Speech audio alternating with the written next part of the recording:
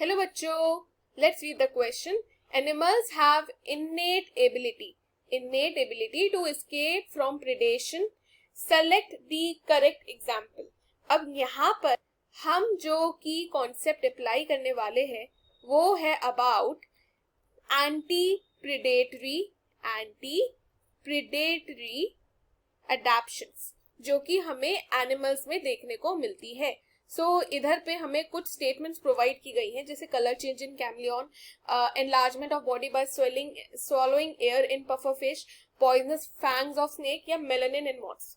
देखिए, एनिमल्स जो होते हैं वो ना इवॉल्व हुए हैं बहुत. एनिमल्स इन्होंने बहुत इवॉल्व किया है ताकि ये ना प्रिडेशन को अवॉइड कर पाए, ताकि ये जो प्रिडेटर्स होते हैं उनसे मर ना जाए. राइट, उनको प्रेडेटर्स आके उनको खाना ले, तो वो काफी सारे ऐसे स्ट्रैटेजीज को डेवलप कर जिससे वो बचा पाए अपने आप को. अब वो स्ट्रैटेजीज क्या हो गई, जैसे कि बॉडी का कलर चेंज कर लेना ताकि वो जो बैकग्राउंड है या फिर कोई भी पर्टिकुलर एनवायरनमेंट है उसके साथ ब्लेंड कर जाए, या अपनी बॉडी को सडनली इनलार्ज कर ले, जिसे हम बॉडी इनलार्जमेंट भी कहते हैं. तो इनलार्जमेंट करने से क्या होता है कि जो प्रेडेटर होता है वो पहले ये सोच के आते हैं कि छोटी सी फिश है या छोटा सा ऑर्गेनिज्म है, इसे खा लेता हूँ, बट वो सडनली अपने आप को बड़ा कर लेंगे जिससे प्रेडेटर भाग जाता है.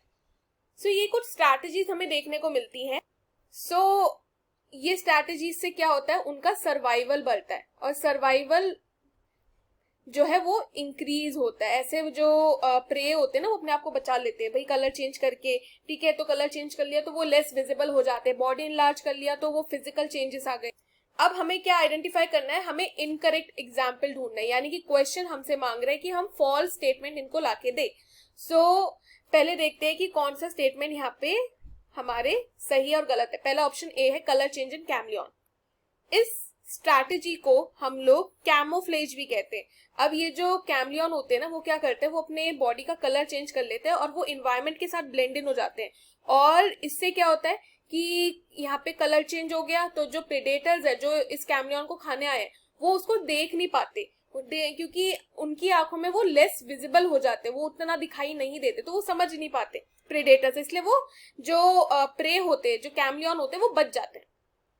और ये क्या है, ये एक एंटी प्रेडेटरी एनिमल स्ट्रैटेजी है, यानी कि कलर चेंज के अंदर कैमोफ्लेज आता है.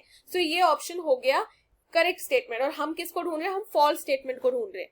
ये तो नहीं होगा. Next option B, enlargement of body by swallowing air in puffer fish. Option B ने बताया है पफर फिश क्या करता है कि जब पफर फिश को अपने आसपास डेंजर लगता है, उसे लगता है कि एक बड़ा प्रेडेटर उसके पीछे आया है खाने के लिए, तो वो क्या करेगा, सडनली वो एयर स्वॉलो कर लेगा और अपनी बॉडी को बड़ा कर लेगा, जिसे हम लोग बॉडी इनलार्जमेंट स्ट्रैटेजी भी कहते हैं. अब उससे क्या होता है कि सडनली प्रेडेटर देखता है कि ये तो छोटी फिश नहीं है, ये तो बहुत बड़ा है.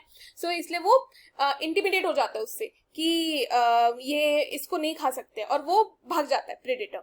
ये जो टेक्निक है इससे क्या हुआ, वो अपने आप को बचा लेते हैं. This is a survival technique जिसके बारे में हमने की कॉन्सेप्ट में बात की थी, दैट इज बॉडी इनलार्जमेंट. ये वाला ऑप्शन भी सही है. नेक्स्ट है poisonous fangs of snake.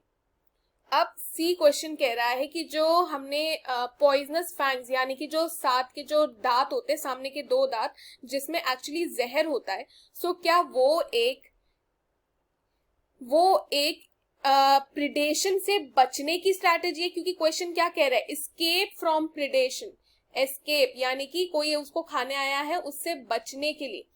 But क्या सांप के दांत जो होते हैं वो उसको प्रिडेशन से बचाते या फिर उसके प्रिडेशन के लिए वो वहां मौजूद है. एक्चुअली में जो सांप के दांत होते हैं ना वो उसकी प्रिडेशन टेक्निक होती है, उसको बचाने की सर्वाइवल टेक्निक नहीं है. ये प्रिडेशन टेक्निक है. ये ना फैंग्स का यूज करके जो इनके सामने जो भी प्रे होगा उसको इमोबलाइज करेगा. उसको क्या करेगा कि अब ये हिलेगा डुलेगा नहीं, क्योंकि जो स्नेक है उसने अपना वेनम इसके अंदर इंजेक्ट कर दिया और फिर क्या करेगा, फिर इसको ये खा जाएगा. It will kill the prey. ये जो पूरी टेक्निक है ना जिसमें पॉइजनस फैंग इन्वॉल्व है, ये एक्चुअली उसके सर्वाइवल मैकेनिज्म नहीं है, ये उसकी प्रिडेशन मैकेनिज्म है. इस वजह से ये जो स्टेटमेंट है ना कि जो आपको ऑप्शन में दिख रहा होगा कि poisonous fang of snake is an innate ability to escape from predation, ये गलत है, क्योंकि ये प्रेडेशन के लिए है, प्रेडेशन से बचने के लिए नहीं. Option C is the correct answer है. अब ऑप्शन डी देखिए, melanin in moths. So melanin in moths का एग्जाम्पल हम लोग पेपर्ड उसमें देखते हैं, पेपर्ड मॉथ के केस में देखा था, जहां पे जो मॉथ जो थे, जो इंडस्ट्रियल रिवॉल्यूशन की वजह से दे हैव टर्न्ड ब्लैक। अब क्या होता है कि ये जो ब्लैक कलर के मॉथ जो होते हैं, जब वो ट्री के ट्रंक पे बैठते थे, अब ट्री के ट्रंक जो थे उनका भी कलर चेंज हो गया था। क्यों? क्योंकि जो सूट था फ्रॉम पोल्यूशन वो जाके इकट्ठा हो जाता था ट्रंक में, और इस वजह से ट्रंक भी, जो ट्री ट्रंक था वो भी ब्लैक हो गया था। सो जब ये ब्लैक कलर के मॉथ ब्लैक कलर के ट्री ट्रंक पे बैठते थे तो क्या होता था, वो भी एक काइंड ऑफ कैमोफ्लेज कर जाते थे। वो ना प्रेडेटर्स को दिखते ही नहीं थे, प्रेडेटर्स कुडंट सी देम। सो ये जो चीज थी, इस वजह से क्या हुआ, इनका सर्वाइवल वो बन गया, सर्वाइवल मैकेनिज्म बन गया। जो ब्लैक मॉथ थे उनकी फिर पॉपुलेशन इंक्रीज हो गई, और ये चीज एक्चुअली सर्वाइवल के अंदर आती है। सो ये कह देना कि innate ability to escape from predation, ये चीज मेलानिन इन मॉथ्स में ये बिल्कुल सही होगा। सो हमें चाहिए था इनकरेक्ट ऑप्शन, वो है हमारा option C, poisonous fangs of snakes, जो कि एक्चुअली प्रेडेशन के लिए है। I hope you have understood the question well, students. Best of luck.